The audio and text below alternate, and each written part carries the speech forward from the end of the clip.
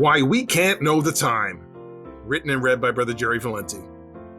As Jesus continues his discourse on the Mount of Olives regarding the end times, he encourages his disciples to be ready at all times for the events foretold in the prophecies to come to pass.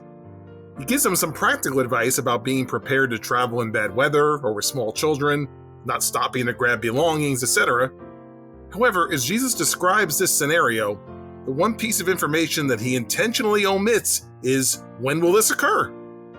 He stresses that God the Father is keeping that information to himself. But of that day and hour knoweth no man, no, not the angels of heaven, but my Father only. Matthew 24:36. But why can't we know when these things will occur? Wouldn't more people be prepared if they knew when Jesus was coming again? For example, as Jesus points out, if the people living at the time of Noah knew when the flood was coming, perhaps some would have boarded the ark with Noah and his family. Instead, they were just living their normal day-to-day lives when the rain began, and then it was too late to decide to get on the ark. The opportunity had passed, and only the people who were already on the ark were able to be saved. So why wasn't the time revealed at the time of Noah? And why is the time not being revealed today for future events? For that matter, why aren't we allowed to know the time when we'll pass from this life?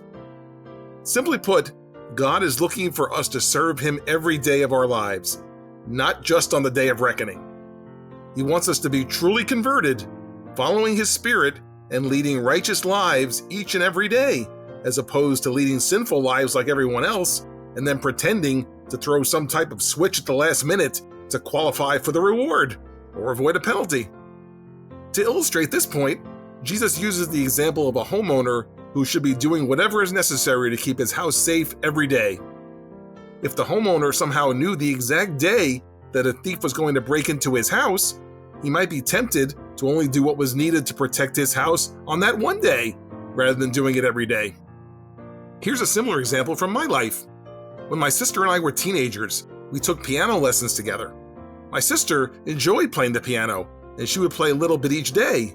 I, on the other hand, wouldn't touch the piano for the entire week, and then an hour before the scheduled lesson, I would sit down at the piano and practice all of the songs we would be going over with the instructor that week. As a result, I typically outperformed my sister at the lessons. Yet today, she's the church pianist, and I can't put two notes together. What happened?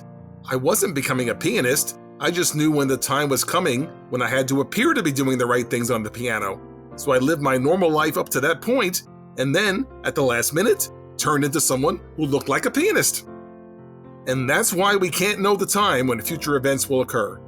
Someone who wants to know the time is likely someone who wants to lead a sinful life as long as possible, and then convert at the very end, which is not what God is looking for in his kingdom.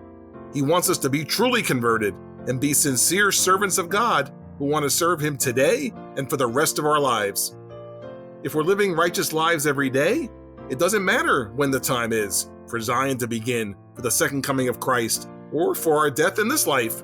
If we're prepared today and continue to serve the Lord, then we'll be ready whenever the day of reckoning arrives.